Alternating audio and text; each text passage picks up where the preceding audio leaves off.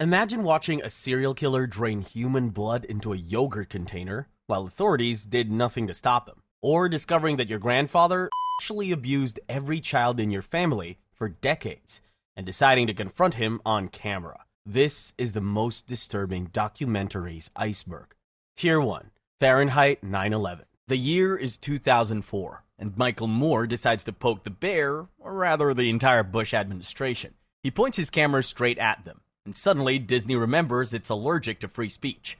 Here's how it starts. Moore sets out to film what really happened on September 11th. Not the heroic montages or public speeches, but the uncomfortable bits, like President George W. Bush sitting in a Florida classroom reading My Pet Goat, upside down. Then, as his chief of staff whispers, "Sir, the country's under attack," the president keeps reading for 7 more minutes to school children about goats. Meanwhile, New York is literally burning. But Moore doesn't stop with that awkward comment. He follows the paper trail and the flight paths. While regular Americans couldn't even get on a Greyhound bus after 9/11, 142 Saudis, including several members of the bin Laden family, were quietly flown out of the country. It gets darker. The Bush and bin Laden families had long-standing business ties through the Carlyle Group. Then there's Halliburton, Dick Cheney's old company, watching its stock price soar thanks to no-bid contracts in the Iraq War. Moore films Marine recruiters prowling malls in Flint, Michigan, trying to convince working-class kids to enlist for a war built on weapons of mass destruction that never existed. At first, the studio is all in. Miramax funds it for $6 million. Then Disney, the parent company, sees the rough cut and realizes they've just bankrolled a political grenade accusing the president of cashing in on a tragedy. Oh, and it's being released 5 months before the election, in Florida, where Jeb Bush, the president's brother, controls Disney's tax breaks. Suddenly, Disney has a moral awakening, or maybe just a financial one. They block the release, claiming they don't do partisan politics. The real reason? Don't bite the hand that signs your subsidies. But censorship rarely works the way corporations hope. Harvey Weinstein leaks the story to the New York Times, turning Disney's quiet cover-up into a front-page scandal. Under pressure, the studio scrambles and secretly lets the Weinsteins buy the film back. Same $6 million price tag, plus a clause that 60% of the profits must go to charity. Because nothing says we support free expression like taking your money back through a loophole. And in the ultimate plot twist, it all backfires. The film wins the Palme d'Or at Cannes, the festival's top honor. Conservatives call for boycotts, which only make the movie more famous. It smashes the box office, $23.9 million on opening weekend, and $222 million total. Nearly 2 decades later, Fahrenheit 9/11 still holds the record as the highest-grossing documentary ever made. Turns out there's one thing more powerful than propaganda: censorship with a receipt. Under the Sun. In 2013, Russian filmmaker Vitaly Mansky agrees to make a documentary in North Korea. The contract is airtight. The Ministry of Culture writes the script, chooses the family, picks the locations, even approves the final cut. He's supposed to show a perfectly ordinary family preparing for national celebrations. Nothing more, nothing less. The family chosen is 8-year-old Zin-Mi and her parents. On screen, it looks exactly the way the state wants it to look. A spotless apartment, a hard-working father, a cheerful mother, and a daughter rehearsing patriotic songs with her classmates. It's the picture of prosperity, or at least that's what the official film would have you believe. But the documentary doesn't stop there. The camera also captures what happens between the takes. You see government handlers marching in and out of the room, telling the parents exactly what to say and how to sit. During dinner rehearsals, handlers feed him lines about factory abundance. He delivers it flat, so they make him redo it until he sounds grateful enough for the camera. The same thing happens in Zin-Mi's classroom. The children clap on cue, chant on cue, and if the rhythm isn't quite right, the scene is halted and corrected. Even the family apartment isn't really theirs. It's a stage, polished for filming, filled with props they don't own. The only reason any of this survived is because Mansky filmed everything twice. One version for the censors, spotless and approved, the other, secretly copied and smuggled out, showed the in-between moments. Handlers shouting, scenes reshot, emotions rehearsed. That's the version the world saw. When the film was released, North Korea reacted the way you'd expect. They filed official complaints, demanded the Russian government block it, and had the featured family denounce it in public. Whether their condemnation was genuine or another forced performance is impossible to know. But North Korea isn't the only country staging its own truth. In Tier 3, we'll meet children who became invisible to their own government, left to die in subway tunnels while officials pretended they didn't exist. The War Game. The BBC thought they were getting an educational film about surviving a nuclear attack. What they got instead was so horrifying they banned it for 20 years. In the middle of the Cold War, the BBC decided to calm the nation by showing them how to survive a nuclear attack. Because nothing says reassurance like simulating the end of civilization. The year is 1965. Britain is building fallout shelters, handing out pamphlets, and pretending that a little preparation can outsmart a megaton bomb. So the BBC commissions filmmaker Peter Watkins to create an educational film. Part public service announcement, part morale booster. The goal? Show that nuclear war might be scary, but manageable. A stiff upper lip and some good planning. That's all you need. This is where Peter Watkins comes in.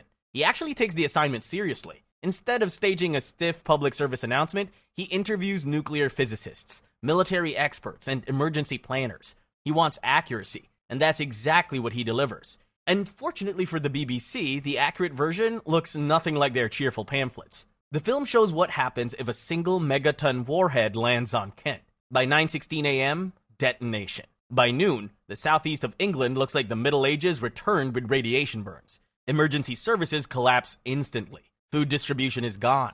Hospitals overflow in hours. By evening, people are looting shops for poisoned rations while police shoot looters in the street. Martial law isn't restoring order. It's just proving that order doesn't exist anymore. Watkins' realism is devastating. You see families herded into mass graves. You see civil defense volunteers abandoning their posts. You see social collapse unravel faster than anyone could have imagined. The government's nuclear planning is exposed as a fantasy, a stack of pamphlets with no bearing on reality. Prime Minister Harold Wilson watched it privately and made the decision himself. Banned. Official excuse? Too frightening for the British public. The real reason, as later documents revealed, was much simpler. It showed the government was helpless. Ironically, the film thrived everywhere but Britain.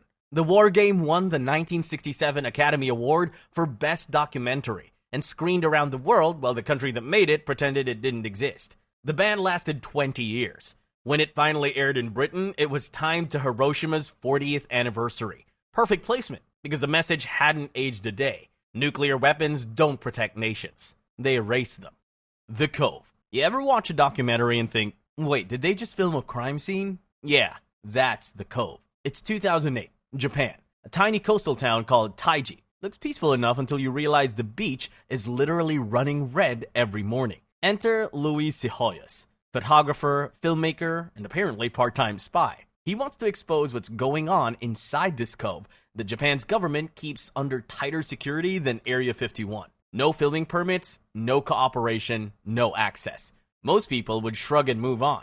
Louis, he builds a team like he's casting Ocean's 11, Dolphin Edition. We're talking ex-military divers, free-diving champs, marine biologists, and cameramen who can hide a GoPro inside a seashell. Their goal was to film proof that Taiji fishermen were driving pods of dolphins into a cove, trapping them, and then, doing the unthinkable. The catch, literally, was that the Japanese government pretended it wasn't happening, which meant filming proof wasn't just difficult, it was illegal. So the crew goes full secret agent mode. Cameras disguised as rocks, underwater mics hidden below the surf, thermal scopes, night vision rigs. If Mission Impossible had an animal rights spin-off, this would be the pilot. When they finally got the footage out, it confirmed the rumors. What the world saw was an industrial-scale dolphin slaughter. 23,000 killed every year across Japan.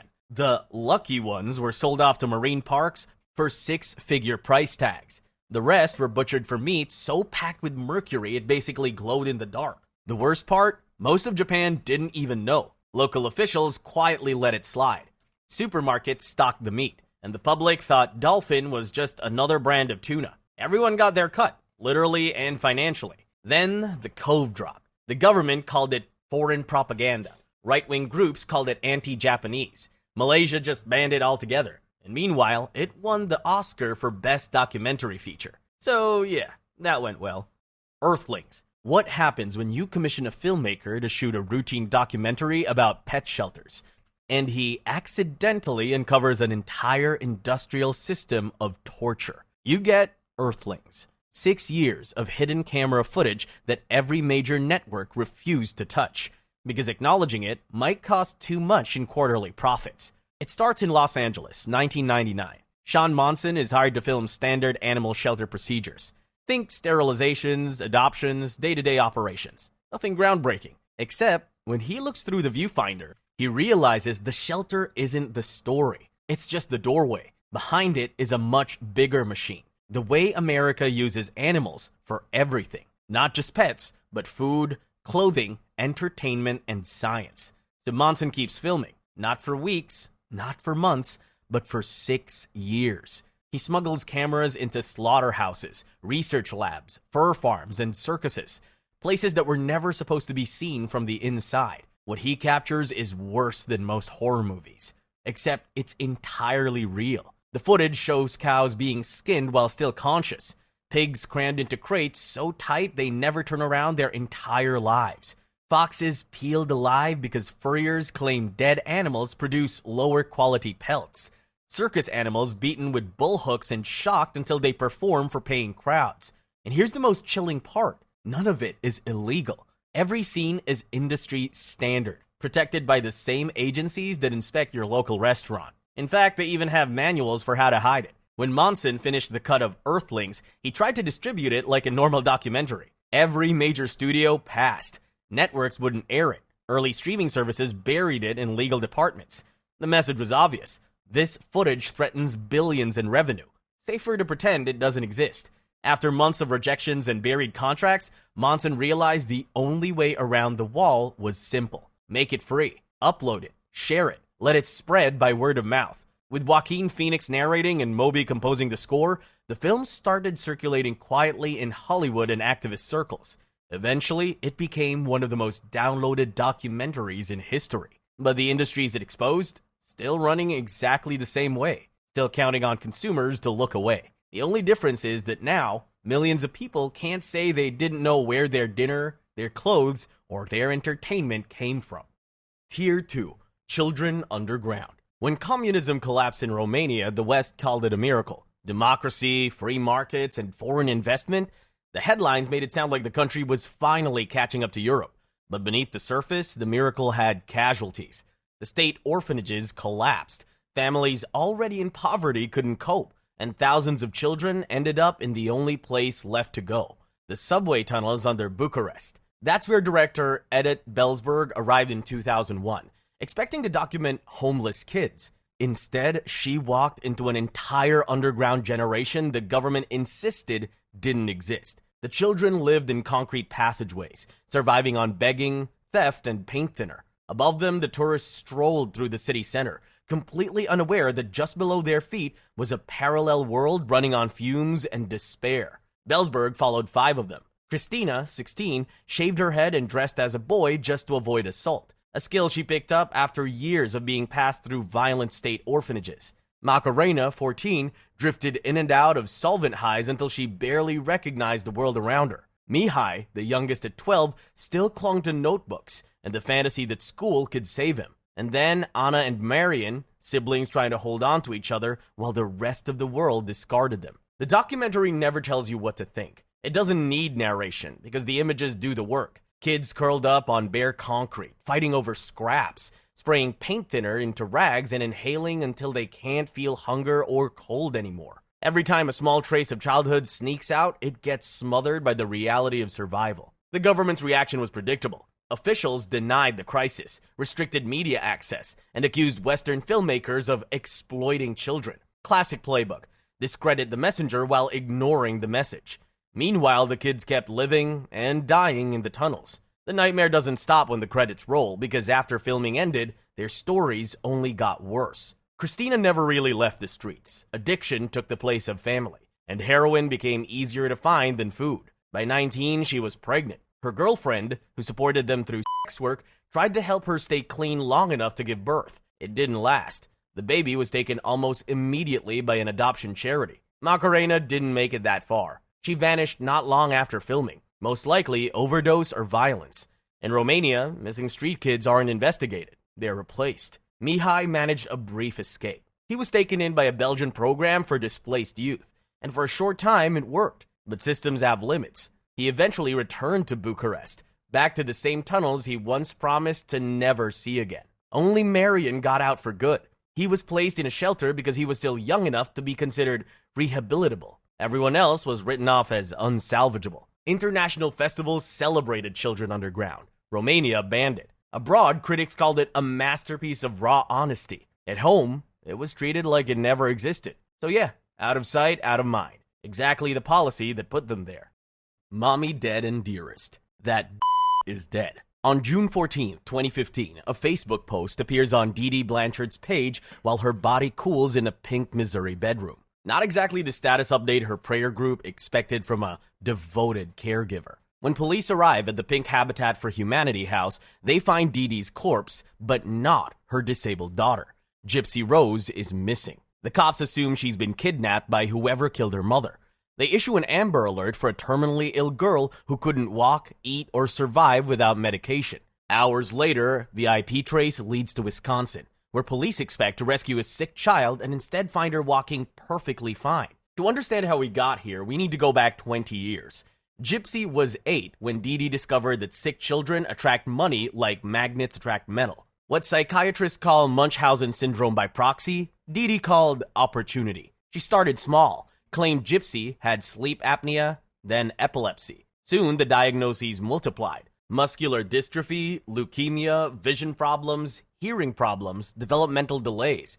By age 10, Gypsy was supposedly dying of multiple conditions simultaneously while miraculously surviving through mother's devoted care. Making this fiction believable required commitment. Dee Dee shaved Gypsy's head to simulate chemotherapy patients. She fed her daughter medications that rotted her teeth, then blamed the decay on cancer treatments. She confined Gypsy to wheelchairs until the girl's muscles weakened from disuse.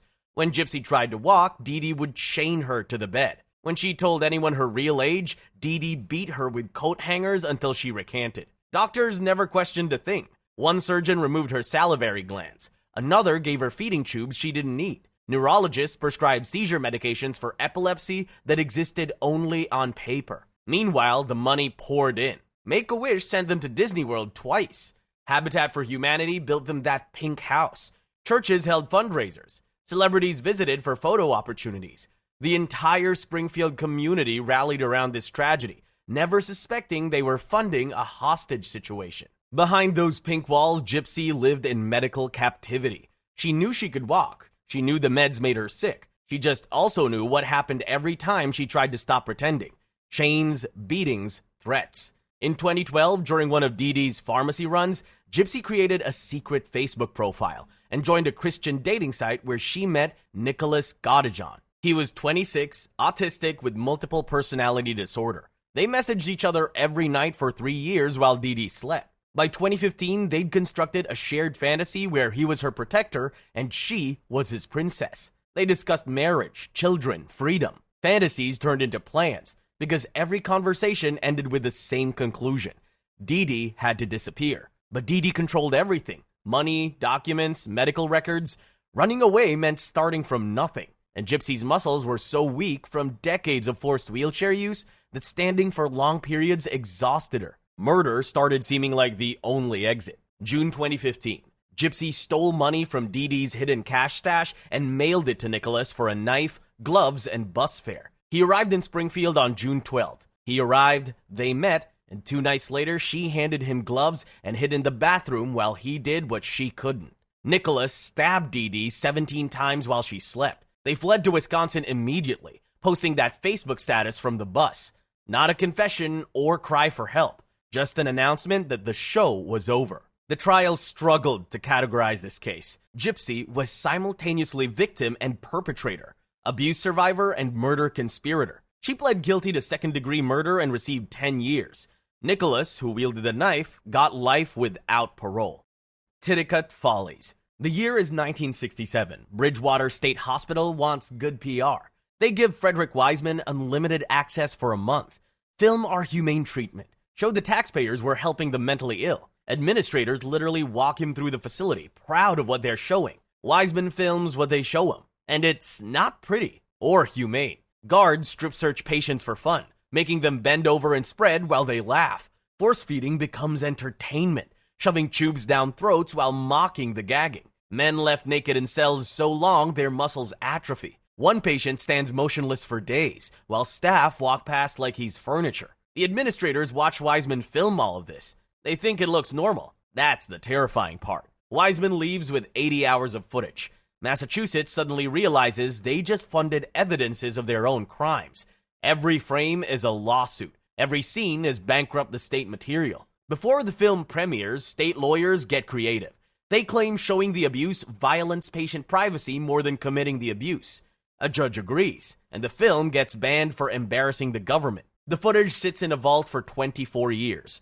Those same patients were still in those same cells, still being abused, while the proof rots in storage. Massachusetts literally locked up the evidence and kept committing the crime. In 1991, courts finally allow release, but only for educational purposes, with disclaimers, with restrictions. You can watch the state torture people, but only in controlled settings where officials could explain why it wasn't that bad. The men Wiseman filmed, most died in those cells. Bridgewater still operates. The only difference now is no cameras allowed without script approval.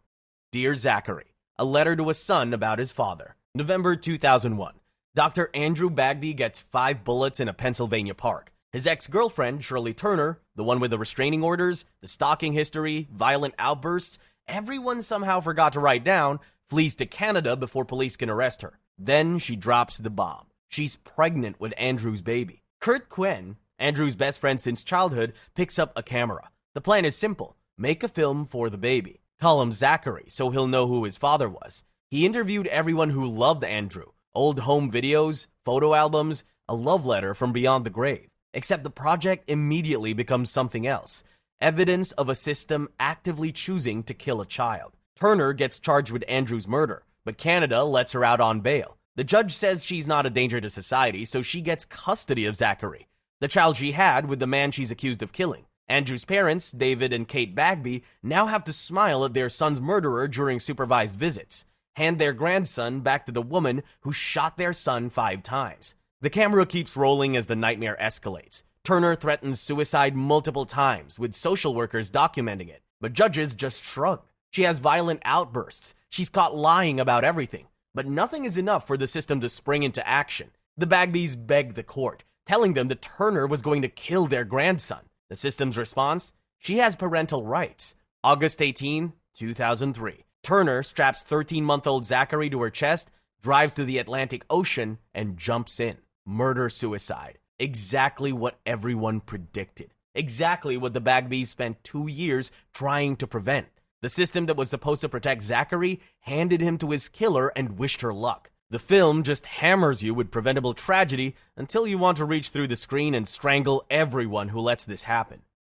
Tier 3. The act of seeing with one's own eyes. Imagine pointing a camera at real autopsies for 32 minutes with no music, no narration, no explanation. Just corpses being taken apart piece by piece. That's the act of seeing with one's own eyes, 1971. And it's exactly as watchable as you'd expect. Stan Brakhage walks into a Pittsburgh morgue with a camera. Films actual pathologists doing actual autopsies on actual dead people. No actors, no effects. Just government employees processing human meat like it's their Tuesday shift. Which it is. The cameras watches them crack rib cages with the enthusiasm of someone opening mail. Pulls out organs and weigh them on scales. Slice brain tissue like they're prepping tomorrow's lunch. Every cut is real. Every organ was pumping blood last week. Now it's evidence for a death certificate. No narrator, no score, no emotional handholding. Just 32 minutes of watching bodies that were someone's parent, spouse, kid getting disassembled by people who will grab coffee after. The title's from Homer. See with your own eyes. Brakhage takes that literally. Forces you to see death without Hollywood makeup or funeral home dignity. Just the industrial processing of human remains by workers who've learned to see corpses as paperwork generators. Critics called it art. Audiences called it trauma. Both right. You either confront mortality or turn it off. Most turn it off. 50 years later, still the most honest film about death ever made. Because Brakhage showed what we're never supposed to see. The dying strips away everything that makes us human, leaving only flesh and tissue samples.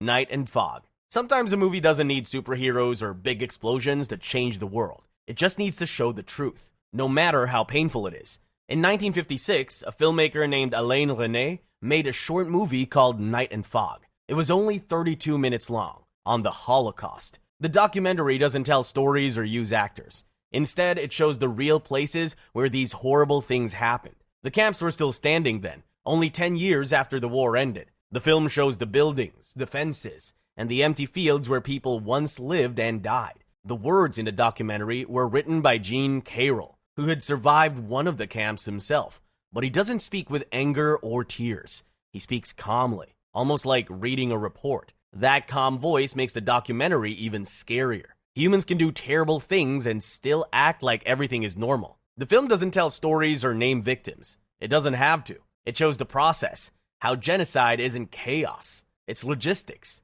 How ordinary people, when told they're doing their jobs, can run death factories with bureaucratic precision. Near the end, the documentary shows what the soldiers found when they entered the camps. Piles of bodies, glasses, and hair from the people who were killed. The pictures are shocking and hard to forget. What makes Night and Fog powerful is that it doesn't try to make anyone feel better. There are no happy endings, no brave heroes, only truth. The documentary warns everyone that this can happen again if people look away or stay silent. When it came out, many people were upset. It made them realize that regular people, not monsters, helped make these crimes happen. Some followed orders, and some just did nothing. Night and Fog forces viewers to ask themselves, what would I have done? Even today, the film is one of the strongest messages about war and hate. It shows that when people forget the past, they risk letting the same darkness return.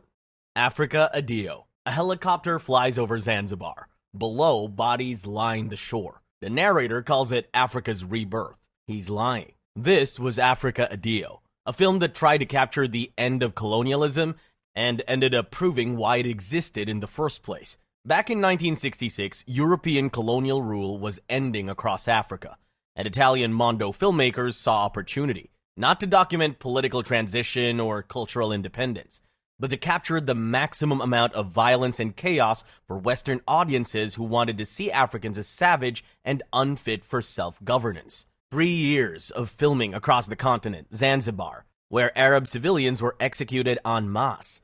The Congo, where rebels murdered, burned, and even cannibalized their victims. Rwanda, 18,000 Watusi killed in 2 months. Bodies floating down river while the filmmakers zoom in for better framing. Baby elephants killed with grenades for drama. Prisoners shot on camera because someone thought realism sells. The filmmakers shoot from helicopters and up close, with the narrator describing events in emotionless clinical tones. No historical context, no explanation of colonial legacies, no analysis of why violence erupts when artificial borders collapse. Just bloodshed, presented as evidence of African barbarism. But here's where it gets darker. Much of the footage represents the only visual record of these historical events.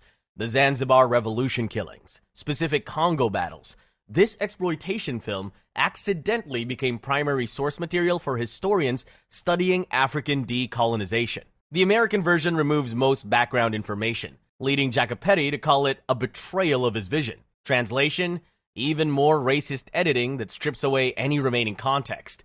Pure violence porn, marketed as documentary education. Authorities arrest Jacopetti because they believed he filmed a real execution specifically for the documentary. The investigation finds him not guilty, but the question remains, how much of Africa Addio was staged versus documented? The filmmakers deny staging scenes while providing no evidence of their authenticity. Critics like Roger Ebert called it racist and offensive. Some film experts said the directors even faked parts of it, but African governments couldn't stop the film from spreading. It showed real wars and violence, and Western countries used that to claim Africa wasn't ready to stand on its own. The film makes money but ruins Africa's image around the world. It makes freedom look like chaos, independence seem like a mistake, and convinces Western viewers that Africans can't rule themselves. Mondo Cane. 3 Italian filmmakers walk into remote villages with cameras and cash, paid locals to perform the most extreme versions of their customs, then sold the footage as educational documentary. Welcome to Mondo Cane, the film that taught Hollywood how to turn human suffering into box office gold. The pitch sounded educational: show Western audiences cultural practices from remote places, expand worldviews, promote understanding. What Paolo Cavara, Gualtiero Jacopetti, and Franco Prosperi actually delivered was a freak show disguised as anthropology. The formula was simple: Find extreme practices, strip away explanation, edit for maximum shock. They'd show pig slaughter in New Guinea, then cut directly to French foie gras production, force-feeding rituals followed by American pet cemeteries. No context, no understanding. Just disgust packaged as education. When rituals looked too ordinary, the directors rewrote them. They handed out props, staged sacrifices, and told locals to act more primitive. Cultural tourism became emotional manipulation, a safari for Western disgust. The beautiful orchestral score made everything worse. Riz Ortolani's melancholic music played over disturbing footage, creating an unsettling contrast that became the signature of exploitation documentaries. Pretty music over ugly images. The template every shock doc would copy. Mondo Cane spawned an entire genre. Mondo films prioritized sensation over truth, shock over education. The success proved audiences would pay to watch human suffering if you called it educational. That insight shaped reality TV, viral videos, and social media algorithms that reward extreme content. The box office called it profit. And if you film horror and call it education, people will pay to feel superior while watching someone else suffer. Tier 4. Faces of Death. A man is electrocuted on camera. Then a woman is eaten by alligators. Some scenes are real, some aren't. Nobody could tell which was which. In 1978, John Allen Schwartz gave you permission by calling it education. Faces of Death mixed real deaths with fake ones so well that viewers couldn't tell the difference. The result? A franchise that turned mortality into entertainment. The concept sounded academic.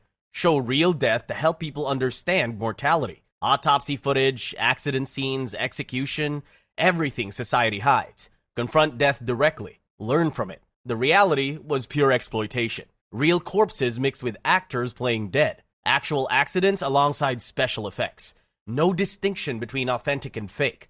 Just shock value pretending to be education. Schwartz created Dr. Francis B. Gross, a fictional host who guided viewers through death montages with fake medical commentary. The made-up doctor gave people moral cover. They weren't watching snuff films, they were studying mortality with a medical professional who didn't exist. The formula worked because audiences got thrills plus justification. They could watch people die while claiming educational interest. The fake framing let viewers consume extreme content while pretending it was academic. Multiple sequels followed the same template. Mix real death with staged scenes. Add fictional commentary. Call it documentary education. The franchise made millions while inspiring imitators to push boundaries further. Faces of Death normalized death as entertainment.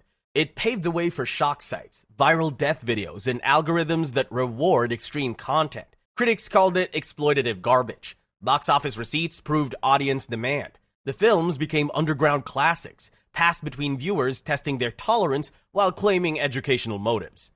The Pig Farm. What happens when you combine a remote pig farm, a serial killer with access to industrial meat processing equipment, and police who don't investigate missing women because society has already written them off? Vancouver found out in the late 1980s, and the answer involved feeding human remains to pigs while authorities spent 15 years looking the other way. The 2011 documentary The Pig Farm follows the investigation that should have happened in the 1990s when women started vanishing. The victims followed a pattern: indigenous women, sex workers, addicts.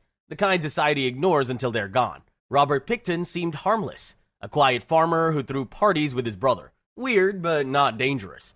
That camouflage let him operate for over a decade while police treated missing women like paperwork instead of homicides. The documentary includes survivor interviews, women who escaped Picton's farm after realizing the party was a trap. One describes being handcuffed, then breaking free before Picton could finish his plan. Her testimony is the only first-hand account of what happened to those who didn't escape. His disposal method was efficient. Picton used his farming knowledge to eliminate evidence. Human remains ground up and fed to pigs. Pigs eat everything: bones, teeth, DNA. What they didn't eat got mixed into regular operations, disappearing into British Columbia's food chain. Police accidentally found him. They were searching for illegal weapons when they found belongings from missing women. Then, human remains. The search became Canada's largest crime scene investigation. Excavators sifting through acres looking for evidence that might still exist. The trial revealed complete law enforcement failure. Picton was convicted of second-degree murder for 6 victims. Life sentence, possibility of parole in 25 years. Families of 43 other victims got no justice. The evidence literally didn't exist anymore. The act of killing. What if murderers from history made their own movie, starring themselves, about how they killed people? In Indonesia, they did, and they thought it was fun. That's what filmmaker Joshua Oppenheimer discovered in Indonesia, where men who once killed thousands now brag about their crimes like movie stars showing off their best scenes. Joshua Oppenheimer went to Indonesia in 2003 to make a film about how the 1965 to 1966 genocide affected the people who survived it. But when he arrived, he found something shocking. The people who did the killing were not hiding or sorry. They were still in power, smiling, and happy to show how they did it. These men had led death squads that killed people accused of being communists. Instead of feeling guilt, they treated their crimes like achievements. When Oppenheimer asked about the genocide, they offered to act it out for the camera. What started as a documentary turned into a strange movie where real killers reenacted their murders with excitement, as if they were making a Hollywood film. They discussed how to make the scenes look realistic. They talked about camera angles, costumes, and lighting, just like professional filmmakers. While pretending to make a movie, they were actually bragging about how they tortured and killed people. They were showing off. One of the main men, Anwar Congo, became the face of the film. He proudly explained how he had learned to kill by watching American gangster movies. Inspired by what he saw, he invented his own killing technique using wire to strangle victims faster and with less blood. He even said he taught this method to others, like it was a skill to be proud of. The casual discussion of murder techniques is disturbing. The men spoke about their actions in chilling detail. They explained how to cause the most fear, how to hide bodies, and how to make sure entire towns stayed terrified. To them, genocide was just a job, something they did well and were rewarded for. Oppenheimer let them tell their own stories on camera without stopping them or arguing. This choice exposed something powerful. By letting the killers direct their own movie, he showed how evil can look ordinary when people believe they're doing something right. They smiled, laughed, and bragged, making the horror of their crimes even more real. The film also includes voices of victims and families who survived, but it focuses mainly on the killers. That's because these men still control the country and decide which version of history is allowed to exist. Many survivors stay silent out of fear. If they speak honestly, they could be punished or worse. When the film was finished, showing it in Indonesia was nearly impossible. The government, still filled with people connected to the killers, didn't want the truth to spread. But underground screenings began anyway. People watched it secretly, seeing, for the first time, a side of history their leaders tried to hide. No fire zone. You're told to run to the safe zone. You go. You find tents, hospitals, families, and then the bombs start falling there instead. That's what happened in Sri Lanka near the end of its long civil war. The government told people to go to safe zones where they wouldn't be hurt. But then, the army bombed those same places. Thousands of innocent people died. The movie No Fire Zone by Callum McRae shows what really happened. It doesn't use fancy cameras or news crews. Everything you see was filmed by people who were actually there, on their phones and small cameras. Some were victims, some were soldiers. The videos are hard to watch. You see families hiding in tents, children crying beside their parents, and doctors trying to help even while bombs fall on hospitals. The army said they were fighting rebels called the Tamil Tigers, but the film shows they were also attacking normal people on purpose. Soldiers even recorded themselves hurting and killing people. These videos became proof that war crimes happen. Journalists couldn't go into the war zone, so the people trapped inside became the only witnesses. When the movie came out, the world was shocked. The United Nations used it to start an investigation, but the Sri Lankan government said the movie was fake and tried to ban it. Some countries also blocked it to avoid trouble. The film proves that the attacks weren't mistakes. The army knew what it was doing. They destroyed hospitals, schools, and refugee camps, all full of people who thought they were safe. Because the movie was banned in many places, McRae put it online for free. He wanted everyone to see what really happened, so no one could ever say they didn't know. Tier 5. The Dancing Boys of Afghanistan. You think child exploitation ends when the cameras show up. In Afghanistan, it starts when they leave. They call it bachabazi, or boy play. Rich men buy young boys, dress them as girls, make them dance at parties, then do worse. Everyone knows. Nobody stops it. In 2010, filmmaker Najibullah Qureshi went undercover to show what everyone knows actually means. His documentary, The Dancing Boys of Afghanistan, reveals a system so normalized it operates like a talent agency for predators. Boys as young as 10 are sold by starving families who think they're sending them to work. They end up owned, trained to dance in silk, forced to perform for commanders and politicians who treat children like collectibles. Qureshi films the parties in secret. The footage looks like a wedding until you notice the dancers are children. The guests throw money, bid for private time, and brag about their favorites. Behind the camera, Qureshi's translator whispers, "These are government men." Police officers attend. Judges attend. Even army officers keep boys as companions. It's not hidden, it's hierarchy. The higher your rank, the younger your boy. The real horror is the indifference. DVDs of these performances are sold in open markets like pop albums. Families talk about selling sons the same way they discuss buying livestock. Western soldiers stationed nearby admitted they knew, but intervening would complicate alliances, so they didn't. Most of the boys never escape. The few who do often become what was done to them, continuing the cycle because no one ever showed them another life. And the men? They keep their jobs, their uniforms, their parties. Because in a country built with foreign money and local silence, power has always been allowed to dance on someone else's grave. Willowbrook, the last great disgrace. America once built a place to care for disabled children. Then it filled with 6,000 kids, locked the doors, and forgot them. This was Willowbrook State School, Staten Island's best-kept secret until a journalist snuck in with a camera and showed the world what neglect looks like when it gets government funding. Opened in the 1940s, Willowbrook was supposed to be progressive, a place for children with intellectual disabilities to receive education and therapy. By the 1970s, it looked more like a warehouse for unwanted kids, overcrowded, understaffed, and coated in filth. In 1972, young reporter Geraldo Rivera walked in with a hidden camera and found hundreds of children naked, smeared in feces, rocking in their own waste. No treatment, no supervision, just survival. The footage aired on national TV, and viewers realized these weren't forgotten rooms in a hospital. They were the hospital. The deeper Rivera dug, the worse it got. Willowbrook wasn't just neglect, it was policy. The institution had been running medical experiments on the residents.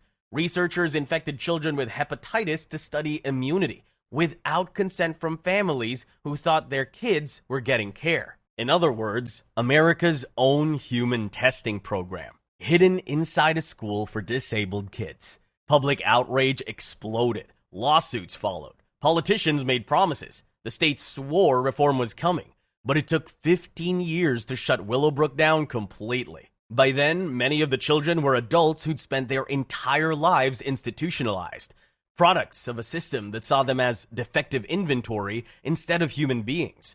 When the gates finally closed in 1987, the buildings were demolished, but the legacy stuck. Because Willowbrook didn't fail, it functioned exactly as designed, to make society's inconvenient children disappear quietly, while pretending to help them. Just Melvin, just evil. Imagine realizing your family's worst secret, then pointing a camera at it. That's what James Ronald Whitney did in Just Melvin, Just Evil 2000. A documentary that starts like a family reunion and unravels into a generational crime scene. Whitney's grandfather, Melvin Just, molested nearly every child he had access to. Daughters, stepdaughters, nieces, granddaughters. The abuse spanned decades. Whole branches of the family tree built from trauma. The filmmaker doesn't narrate like an outsider. He's one of the victims. You can hear it in his voice. Calm, exhausted, clinical. Like someone cataloging evidence from a life he can't escape. One by one, his relatives sit in front of the camera and tell what happened. Their stories overlap. The same rooms, the same tricks, the same silence afterward. Some turned to drugs, others to alcohol or sex work. Every adult in that family learned how to survive pain in their own self-destructive way. Then comes the confrontation. Whitney sits across from Melvin himself, the man convicted of 12 counts of sexual abuse who still insists he's innocent. He smiles, denies, deflects. And the most horrifying part is that some of the family members still believe him. They hug him, defend him, because denial is easier than remembering. The documentary doesn't end with justice. It ends with damage assessment. Whitney's camera becomes therapy and autopsy at once. Proof that sometimes evil doesn't live in haunted houses or prisons. It lives at a dinner table, smiling for the family photo. Richard Trenton Chase, the vampire of Sacramento. A man unloading groceries in his driveway drops dead from a drive-by shooting. No motive, no connection. Just random death. It was the start of something the press would later call the Vampire of Sacramento. Richard Trenton Chase wasn't a serial killer for thrill or profit. He killed because he thought he was dying, that his blood was turning to powder. His treatment plan was simple: drink more blood. Within a month, he murdered 6 people.